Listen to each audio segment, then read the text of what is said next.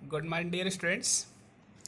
Class 11th के civics के विद्यार्थी, आज की क्लास के तहत जो आपको पढ़ना है, आप लोग लेसन 2 के 5th टॉपिक पर चलेंगे। मतलब जो आपका 5वां टॉपिक है वो सकारात्मक एवं नकारात्मक स्वतंत्रता से रिलेटेड है, मतलब इससे संबंधित है। बहुत ही मज़ेदार और इंटरेस्टिंग टॉपिक है। यहाँ पर सोचने के लिए बहुत सी सारी चीज़ें हैं जो आपके पास जाती हैं कि आप सोचते हो कि एक तरफ हम सकारात्मक स्वतंत्रता की बात करते हैं और एक तरफ हम नकारात्मक स्वतंत्रता की बात करते हैं। जैसे कि कल आप लोगों को हमने बताया कि जब भी कभी सकारात्मक मतलब पॉजिटिव स्वतंत्रता, जहाँ पर हम कह सकते हैं पॉजिटिविटी की बात आएगी, वो स्वतंत्रता पर प्रतिबंध लगाने की बात करती है, लेकिन उचित प्रतिबंध। और जब भी नकारात्मक स्वतंत्रता की बात आएगी, मतलब निगेटिव लिबर्टी की बात आएगी, वो न्यूनतम जैसे कह सकते हैं कि प्रतिबंध या ना के बराबर प्रतिबंध की बात करती है। तो एक तरफ जैसे डेवलप हो गया आपकी स्वच्छंदता डेवलप होगी, और एक तरफ क्या डेवलप होगा आपका, मतलब जैसे कहा कि एक ऐसा एटमॉस्फेयर, एक ऐसा वातावरण जहां पर कि सब लोगों के अधिकारों की क्या हो सके, रक्षा हो सके। यद्यपि ऐसा नहीं है कि मतलब दोनों स्वतंत्रताएं अलग अलग हैं, या कहीं नकारात्मक स्वतंत्रता अलग जगह चलती है, सकारात्मक स्वतंत्रता अलग जगह चलती है, ऐसा कुछ नहीं। दोनों मतलब जैसे कहा गया ट्रेन की पटरी पे एक पैरेलल चलती है, साथ ही चलती है। बस अंतर क्या है कि जो गवर्नमेंट है, जो शासन है, वो अपने तरीके से क्या करती है, निर्धारित करती है, नियम बनाती है, कानून बनाती है कि कितनी स्वतंत्रता व्यक्ति को मिलनी चाहिए। अगर हम सकारात्मक स्वतंत्रता की बात करें, ठीक है, तो यहाँ प्रतिबंध के नाम पर कभी ऐसा हो सकता है कि एक ऐसी तानाशाही गवर्नमेंट आ जाए, ठीक है, जो आपके प्रतिबंधों को पूरी तरह से क्या कर दे, सीमित कर दे, ठीक। और वही एक तरफ अगर हम कह सकते हैं नकारात्मक, पूरी तरह से हम स्वतंत्रता मतलब क्या कर, किसी व्यक्ति को स्वतंत्र कर दिया जाए, एक समाज को स्वतंत्र कर दिया जाए, तो अराजकता की स्थिति हो जाएगी, ठीक है। ये चीजें यहाँ इस टॉपिक में आपको क्या करना है, पढ़ना है। बस इतना जान लीजिए, नकारात्मक स्वतंत्रता जहाँ पर हम ना के बराबर प्रतिबंध की बात करते हैं, और सकारात्मक स्वतंत्रता जहाँ पर हम उचित प्रतिबंध की बात करते हैं। और दोनों में जो बात आती है वो क्या है, मानव के गरिमा या मानव के स्वतंत्रता की बात आती है।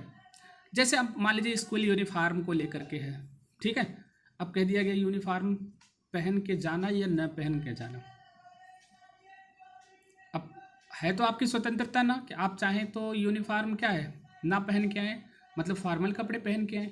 लेकिन विद्यालय क्या करता है, प्रतिबंध लगाता है।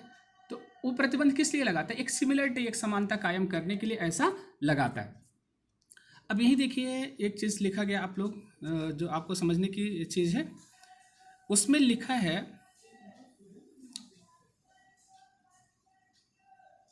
कि आपका नकारात्मक स्वतंत्रता का तर्क होता है कि वह कौन सा क्षेत्र है जिसका स्वामी मैं हूं।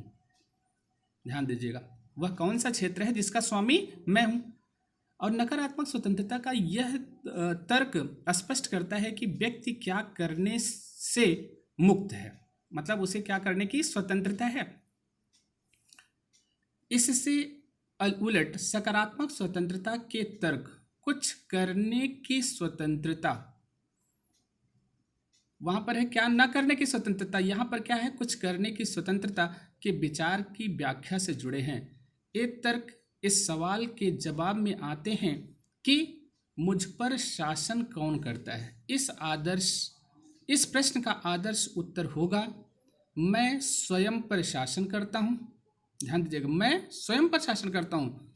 सकारात्मक स्वतंत्रता के विमर्श की एक लंबी परंपरा है, जिसमें रूसो का नाम आता है, हेगल का नाम आता है, मार्क्स का नाम आता है, गांधी का नाम आता है, ठीक है, अरविंद घोष का नाम आता है। इन विचारकों से प्रेरणा लेने वाले लोगों में यह देखा जा सकता है कि इस परंपरा का सरोकार व्यक्ति और समाज के संबंधों की प्रकृति और स्थिति से है, ठीक है।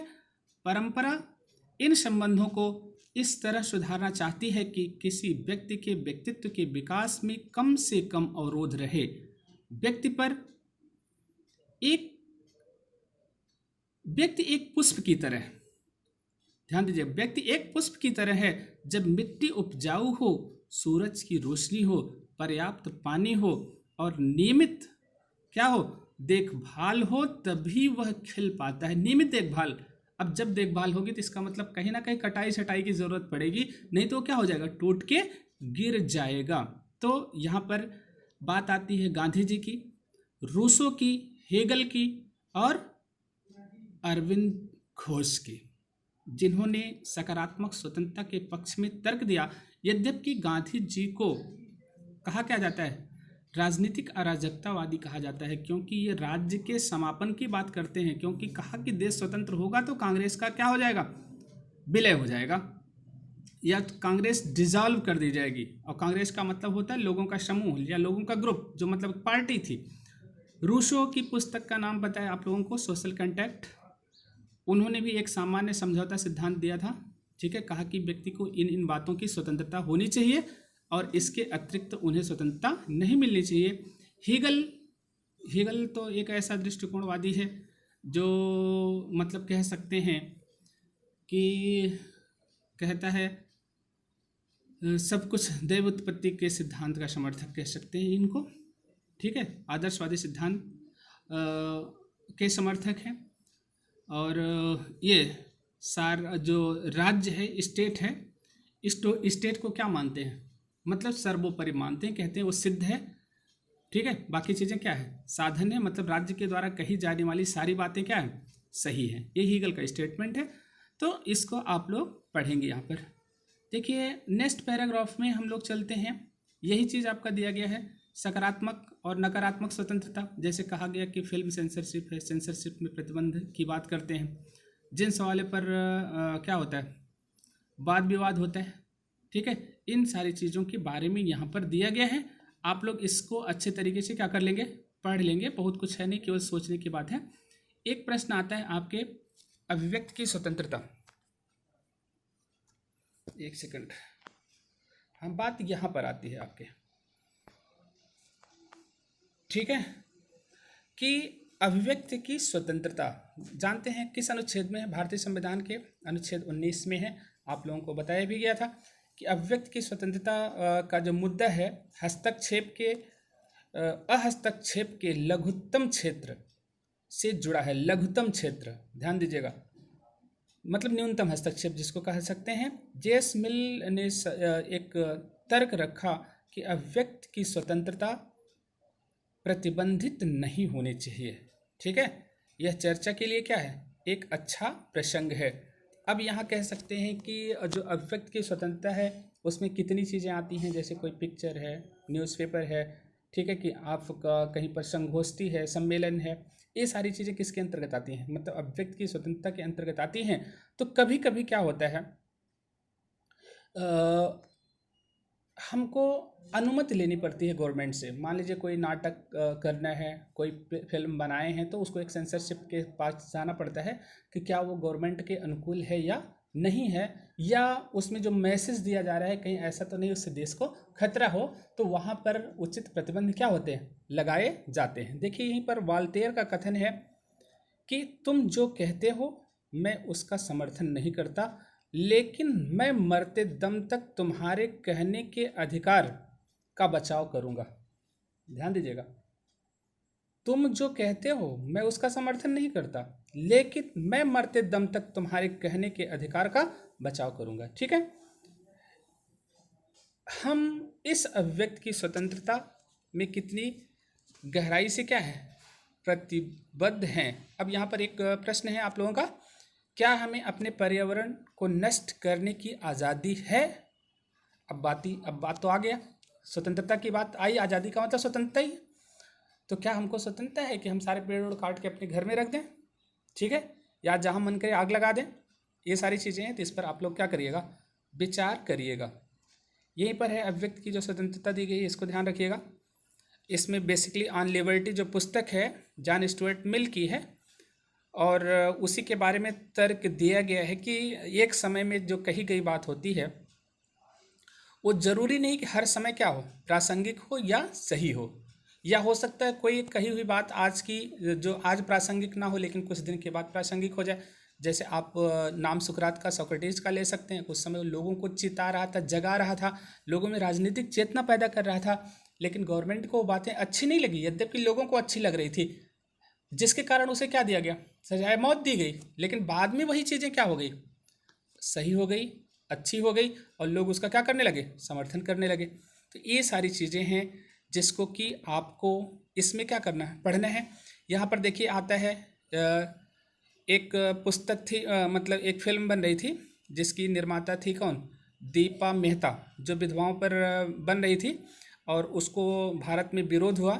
लोगों ने यह तर्क दिया कि ये जो दीपा मेहता फिल्म बना रही हैं, ये मतलब जैसे कहा गया कि विदेशी मांग पर बना रही हैं, ये हमारी संस्कृति की क्या होगी, अवहेलना होगी। इसी तरीके से एक ओब्रे मेनन की रामायण रिटोल्ड और सलमान रिश्ती की द सेटानिक वर्सेस,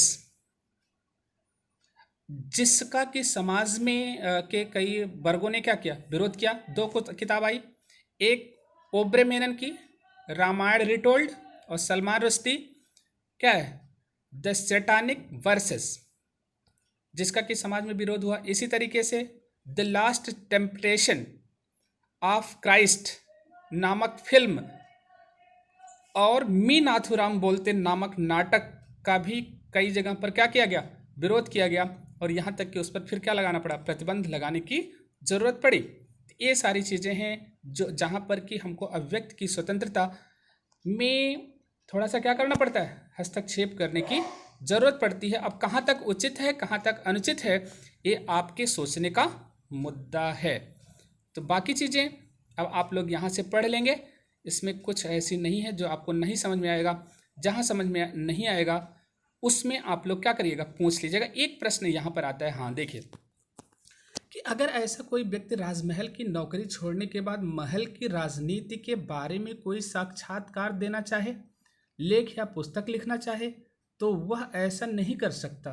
क्या यह अभिव्यक्ति की स्वतंत्रता पर अन्यायपूर्ण प्रतिबंध है?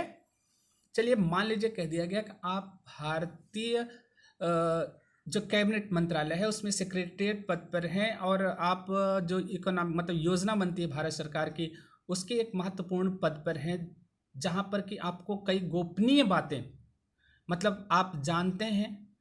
अगर आप बाहर आते हैं तो क्या आप वहाँ की गोपनीय बातों को बाहर लीक कर सकते हैं या उस पर बयान दे सकते हैं, पेपरबाजी कर सकते हैं?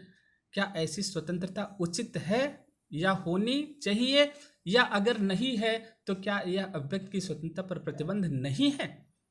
प्रश्न इस चीज का आता है। तो आप लोग इन सारी चीजों को पढ़िए, क्योंकि राजनीति हमेशा क्या देती है, आपको एक सोचने का मुद्दा, एक सोचने का मौका देती है। तो सभी लोग इसको पढ़ेंगे ध्यान से, और यहीं पर आपका ये चैप्टर जो सेकंड है कंप्लीट होता है। तो ऐसे आप लोगों को दो चैप्टर पूरा हो गया, मतलब 2 चैप्टर सिद्धांत का और 2 चैप्टर कहाँ का, भारतीय संविधान का।